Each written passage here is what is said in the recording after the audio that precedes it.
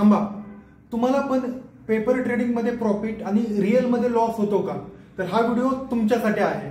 जेव्हा तुम्ही paper trading करता तेव्हा तिथे तुमचे खरे पैसे लागलेले नसतात, तुमचे इमोशनल तिथे काम नाही करत. जेव्हा तुम्ही पेपर ट्रेड करता तेव्हा तिथे तुमचे खरे पैसे लागलेले नसतात, तुमचे इमोशन तिथे नसतात. त्याच्यामुळे बहुतेकदा तुम्हाला प्रॉफिटच होतो. पण जेव्हा तुम्ही खरा पैसा टाकता, तुम्ही रिअल पैशांनी ट्रेडिंग सुरू करता, तर तुमचे संपूर्ण इमोशनल तिथे वतलेले असते आणि एका ट्रेडरचा इमोशन तिथे त्यांचे ट्रेड खराब करण्याचं काम करतो. मार्केटमध्ये एक्सपिरियन्स कशाला बोलतात?